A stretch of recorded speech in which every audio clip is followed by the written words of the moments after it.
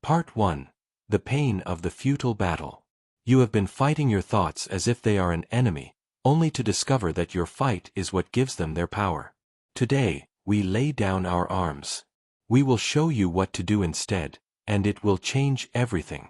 If you are ready to end the war in your mind, not with a final, exhausting victory, but with a quiet and profound peace, then this is your moment.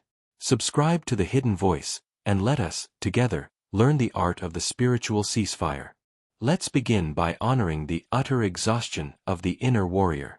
You have been fighting a civil war inside your own mind for your entire life, and you are tired.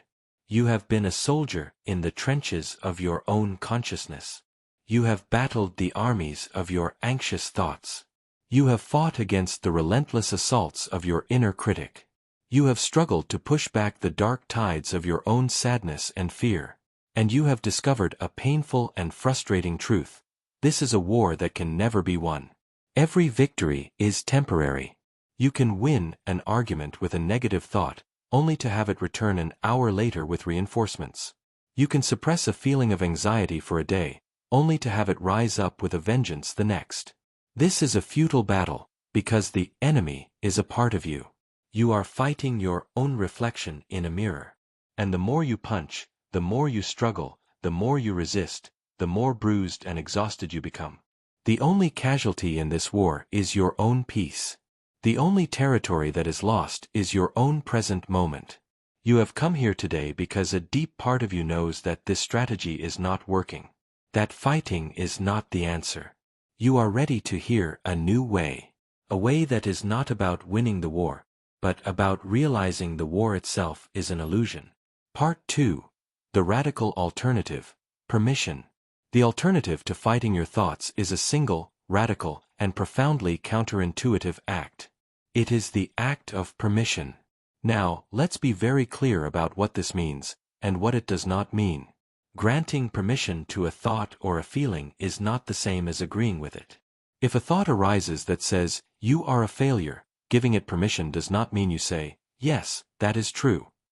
It is not about liking the thought. You do not have to enjoy or approve of the critic's voice. And it is not a passive resignation that leaves you as a victim to your mind. Radical permission is a conscious, empowered, and strategic choice. It is the choice to allow a thought or a feeling to exist in the space of your awareness, without doing the one thing you have always done, resisting it. It is the act of dropping the rope in the tug-of-war with your mind. For your entire life, when a difficult thought has appeared, your automatic, conditioned response has been to resist it, to push it away, to argue with it, to distract yourself from it. And this resistance is the very act that turns a fleeting, powerless thought into a solid, painful, and persistent problem. Your resistance is the fuel. Permission is the act of consciously withdrawing that fuel. It is a declaration to your own system, "This thought is here. This feeling is here. And just for this moment, I am going to drop the fight.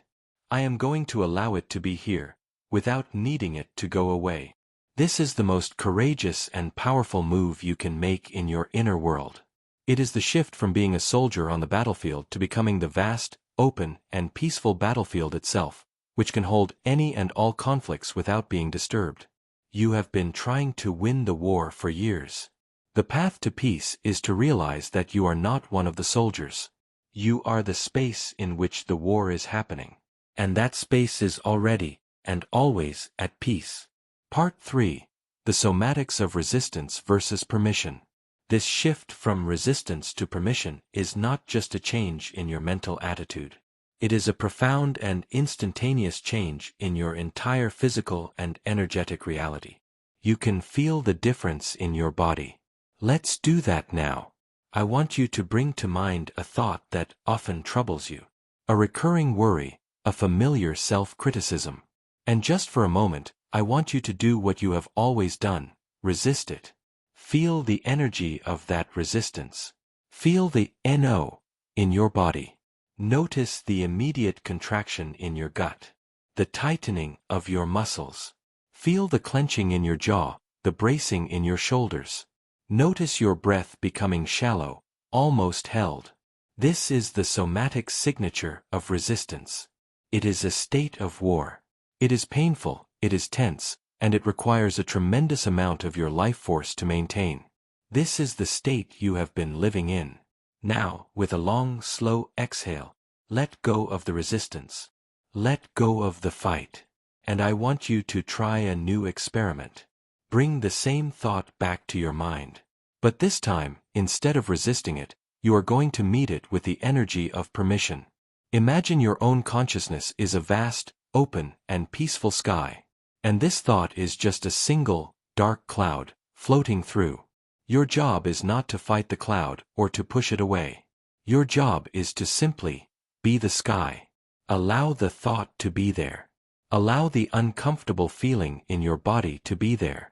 And as you do, feel the shift in your physical state. Feel the subtle, but definite, relaxation in your gut. Feel your shoulders dropping, your jaw softening. Feel the space that opens up in your chest.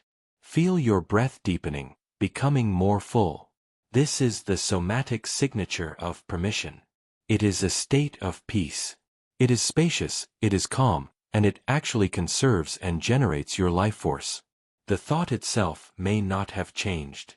The cloud may still be in the sky, but your relationship to it has changed, completely. You have moved from a state of painful contraction to a state of peaceful expansion. The paradox is that the moment you truly and fully allow the thought to be there, without resistance, is the moment it begins to lose its power. The cloud that is not fought, that is not resisted, is allowed to simply float on by, in its own time. Your struggle was the one thing that was holding it in place. Part 4. The wisdom of compassionate attention. This radical act of meeting our inner demons not with aggression, but with a gentle and allowing presence, is the heart of many of the world's great contemplative traditions. It is a practice of profound and courageous self-compassion. The beloved Zen master Thich Nhat Hanh taught this with a beautiful and simple metaphor. He said that when a difficult emotion, like anger or fear, arises in you, you should learn to care for it as you would care for a crying baby. Think about that. When you hear a baby crying, your first instinct is not to attack it, to yell at it to be quiet, or to lock it in a closet. To do so would be cruel, and it would only make the baby cry louder. The wise response is to go to the baby, to pick it up gently, and to hold it in your arms. You embrace it. You rock it. You surround it with your warmth, your presence, and your loving, mindful attention. You are not approving of the crying. You are simply caring for the suffering that is causing the crying. And in the safety of your embrace, the baby's crying naturally, and on its own, begins to subside. Your difficult thoughts and feelings are your crying babies. They are the young, wounded, and terrified parts of your own psyche. The thought of your inner critic is the cry of a child who is afraid of not being good enough. The thought of your anxiety is the cry of a child who feels unsafe. For your entire life, you have been yelling at these crying babies. You have been resisting them, judging them, and trying to banish them. And in doing so, you have only amplified their suffering and their noise. The practice of permission is the practice of learning to become a loving parent to your own inner world. It is the act of picking up your difficult thought with your mindfulness. It is the act of holding your painful feeling in the warm, non-judgmental embrace of your own awareness. You are not fighting the thought. You are caring for the pain that is underneath the thought. This is the most profound and transformative shift you can make. It is the end of the inner war, and the beginning of a deep and lasting inner peace, a peace that comes not from being free of difficult thoughts, but from knowing, with absolute certainty, that you have the capacity to meet any thought, any feeling, with the infinite, healing power of your own compassionate attention. Part 5. The Parable of the Chinese Finger Trap. To fully grasp the mechanics of this great paradox, that your struggle is what traps you, and your surrender is what frees you, we need to look no further than a simple, ancient toy. The Parable of the Chinese Finger Trap. Imagine you are given a small, woven cylinder of bamboo. It is a Chinese finger trap. Out of curiosity, you slide your index finger into one end, and your other index finger into the other. And now, you are caught. Your first, natural, and most powerful instinct is to pull your fingers out. to struggle, to resist. You pull hard. And as you do, a terrible and frustrating thing happens. The woven bamboo cylinder tightens. The more you pull, the more you fight, the more hopelessly trapped you become. Your own effort is the very thing that is enslaving you. You can pull with all the strength you possess, but you will only succeed in making the trap impossibly tight. This is the story of your relationship with your own difficult thoughts. A difficult thought, a worry, a self-criticism, arises. And your first powerful instinct is to fight it, to pull away from it, to resist it. I shouldn't be thinking this. I need to get rid of this feeling. And the more you pull, the more you struggle, the tighter the trap of that thought becomes. It digs into you, it consumes your attention, and you are hopelessly caught, a prisoner of your own resistance. Now, what is the secret to escaping the finger trap? The secret is to do the one thing that is most counterintuitive. The one thing your panicked mind would never think of. The secret is to stop pulling, to stop fighting, and to gently and deliberately push your fingers in toward each other just a little bit. The moment you do this, the moment you move into the trap instead of away from it, the woven cylinder slackens, and your fingers can slide out with no effort at all. This is the secret of radical permission. To meet your anxious thought not with the pulling of resistance, but with the gentle pushing in of allowing. To move toward the uncomfortable sensation in your body, not away from it. To meet your inner critic not with an argument, but with a simple, allowing, yes. The moment you stop fighting the thought, the moment you allow it to be there, the trap of your own resistance slackens. The thought is no longer a tight, painful prison. It becomes a loose, spacious, and harmless pattern of energy that you can easily and effortlessly withdraw your attention from. You have been trying to win your freedom through a battle of strength. But the key was never strength. The key was wisdom. The key was to stop doing what your instincts told you to do, and to do the one, simple, counterintuitive thing that would set you completely free. Part 6. The Vow of Radical Permission. Do you recognize yourself in this simple parable? Have you spent your life with your fingers stuck in the trap, pulling and struggling with all your might, only to become more and more entangled in your own mind? If this story illuminates the nature of your own inner trap, then I invite you to make this space your liberation training. Subscribe to The Hidden Voice. This is a community for those who are learning to stop pulling, to stop fighting, and to discover the profound freedom that lies in the gentle art of letting be. And now, we must make a conscious choice. A choice to drop the rope. A choice to stop pulling. A choice to make permission your new default setting for your inner world. This is a vow of peace. Find your center. Feel the part of you that is exhausted from the endless pulling. And from that place of deep wisdom and readiness, make this declaration. I now see and understand that my struggle against my own thoughts has been the very source of my entrapment. I see that my resistance is the one and only thing that gives my difficult thoughts their power. I honor the part of me that has been fighting so hard, trying to protect me. I thank it for its effort. And I now lovingly release it from its impossible duty. The fight is over. Now, let this vow become your new, fundamental principle for relating to your mind. From this day forward, I make a vow of radical permission. I will meet the thoughts and feelings that arise within me not with resistance, but with a gentle and spacious allowing. I will see the arising of a difficult thought not as an enemy to be attacked, but as an opportunity to practice this new way. I will practice moving toward the sensation, not away from it. I will practice pushing in, not pulling out. My new mantra is not, I must get rid of this. My new mantra is, this is allowed to be here. I am not agreeing with the thought. I am simply ending the war with the reality of its presence. Take a deep, conscious breath, and feel the profound relaxation that comes with this vow. Feel your own metaphorical fingers, which have been straining for so long, finally relax. You are not resigning yourself to a life of being tormented by your thoughts. You are choosing the one, single and most powerful strategy that will actually set you free from them. You are not surrendering to the thought. You are surrendering the fight with the thought. And in that surrender lies your total and complete liberation. Part 7. The Neuroscience of Permission. This shift from resistance to permission is not just a poetic idea or a spiritual philosophy. It is a direct and powerful intervention in the biology of your own brain.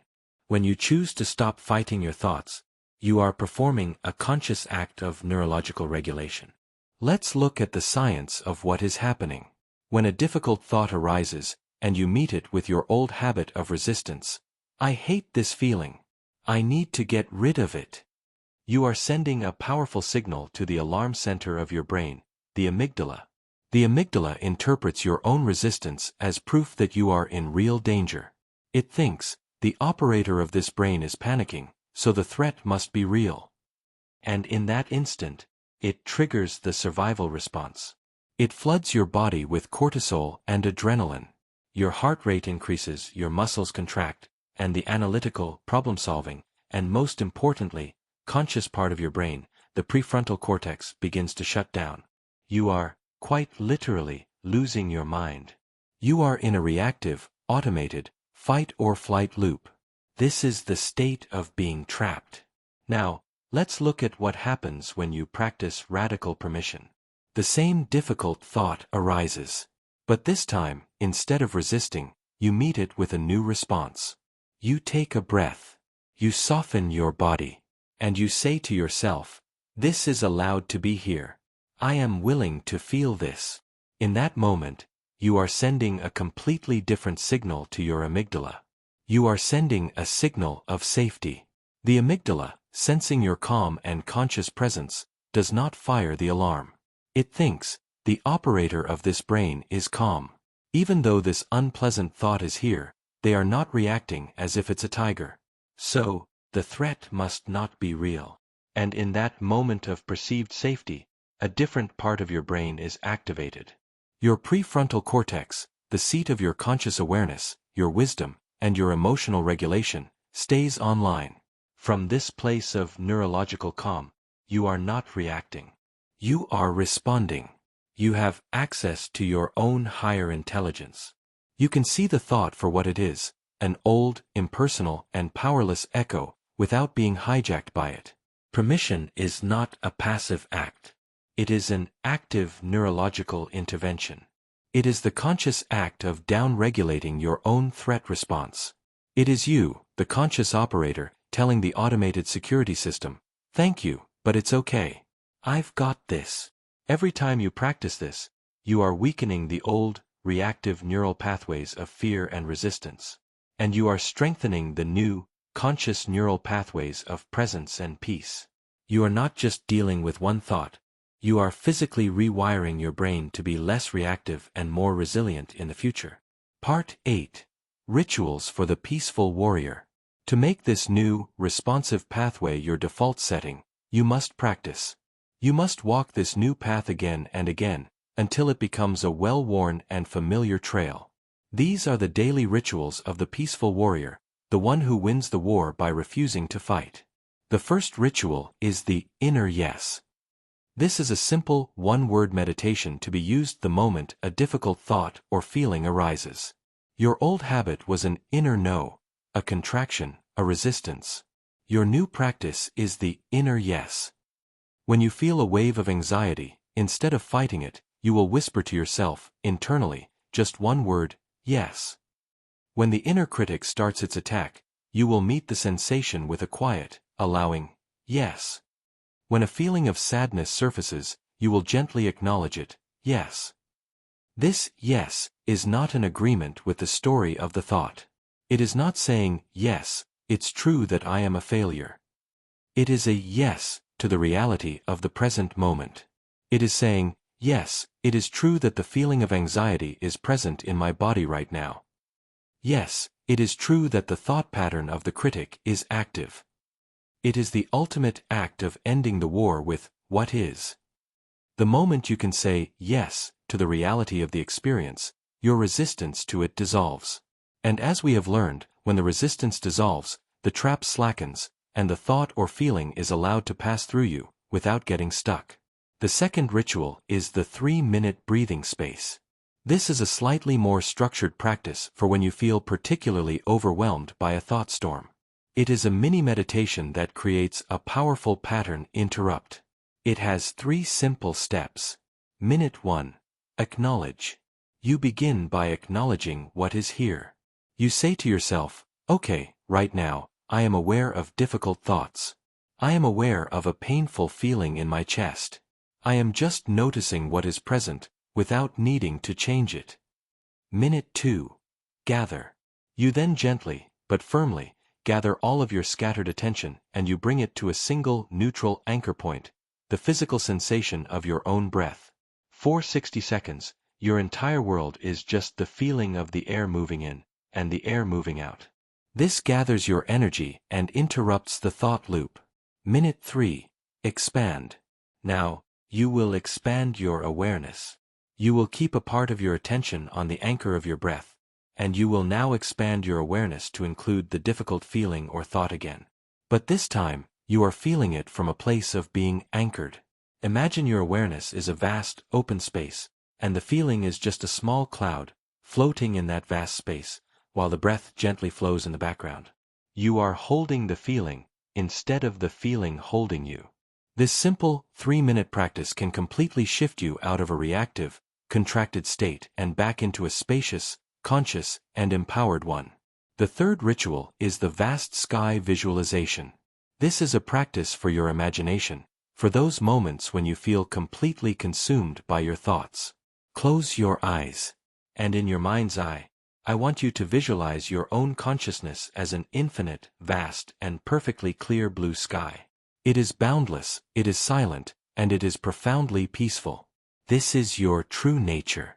Now, visualize your thoughts and your emotions as weather. The angry thought is a dark, flashing thundercloud. The anxious thought is a thick, disorienting fog. The sad thought is a gentle, gray rain. Your practice is to simply rest as the sky, and to watch the weather of your mind come and go.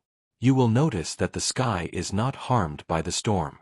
The fog does not stain the blue. The rain does not break the sky. The sky is the silent, changeless, and ever-present container for all the temporary weather. When you are lost in a thought, you have forgotten that you are the sky, and you have mistaken yourself for the cloud. This visualization is a powerful, direct reminder of who you truly are. You are not the weather. You are the vast, open, and peaceful sky. And your only job is to allow the weather to pass. Part 9. The healing power of permission. As you begin to practice these rituals of permission, you will discover a profound and beautiful secret. You are not just learning a coping mechanism to deal with your thoughts. You are creating the very conditions for their healing. Your difficult thoughts and feelings, your anxiety, your inner critic, your sadness, are, at their core, just bundles of trapped, unmetabolized energy. They are the echoes of past pains, the cries of your wounded inner children. When you fight them, when you resist them, you are adding a layer of violent, contractive energy on top of them. You are, in effect, re-traumatizing these wounded parts of yourself. You are telling the crying baby that its crying is wrong, which only makes it cry louder and with more desperation. Your resistance keeps the old energy stuck, locked in place within your system. But when you meet these thoughts and feelings with the gentle, spacious, and allowing energy of permission, you are doing something revolutionary. You are creating a safe space within your own being. You are becoming a compassionate sanctuary for the most wounded parts of yourself. In this safe space, in the warm, loving embrace of your own non-judgmental awareness, the trapped energy can finally begin to unwind. The crying baby, finally feeling heard and held, can begin to quiet down. The contracted knot of anxiety, when met with the soft energy of acceptance, can finally begin to relax. Permission is not just a way to get rid of your thoughts. It is the way to heal them at their root. You are moving from being the warden of your own inner prison to becoming the compassionate healer of your own inner sanctuary. And you will find that as you consistently meet your inner demons with love instead of war, they will slowly and surely begin to transform.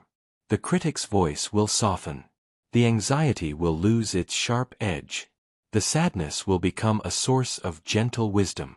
You are not destroying your enemies. You are loving them into a new form. Part 10. The Ceasefire. And so we arrive at the great and final epiphany of this path. The one that will change your relationship with your mind forever. You have spent your entire life believing that the path to inner peace was through a great and final victory over the difficult thoughts in your mind. You have been waiting for the day when you would finally, completely, and permanently defeat the enemy. And here is the liberating truth that will end your war. The peace you seek is not a victory. It is a ceasefire. It is the moment you finally, with a deep sigh of exhaustion and relief, lay down your weapons. It is the moment you stop fighting. The problem was never the thoughts themselves. The problem, the only problem, was your war with the thoughts. The resistance, the struggle, the belief that they were an enemy to be defeated, that was the source of all your suffering. The thoughts are just the weather. And you have been trying to win a war against the rain. The moment you declare a ceasefire, the moment you make the vow of radical permission, the war is over. The rain may still be falling. The clouds may still be in the sky. But there is no longer a battle. There is just the simple, peaceful, and unconditional acceptance of what is. The instant peace that is possible for you is the peace that floods your entire system the moment you stop fighting. It is not something you have to achieve in the future. It is something you can allow, right now, by simply dropping the rope, by relaxing your fingers from the finger trap, by stopping the shout into the canyon. This is the end of the struggle. You do not need to fix your mind. You only need to stop being at war with it. And in that simple, courageous, and profound act of declaring peace with your own inner world, you will find the freedom you have been fighting for all along. This profound, compassionate peace is your true nature. It is the spacious sky that can hold all weather. If this journey has helped you to finally declare a ceasefire in your own inner war, then help us share this treaty of peace with the world. Subscribe to The Hidden Voice. Like and share this practice. Every interaction you make helps another tired soldier to lay down their arms and to come home to the profound and loving peace of their own allowing heart. Thank you for your courage to choose peace over war. Thank you for your willingness to welcome all parts of yourself home.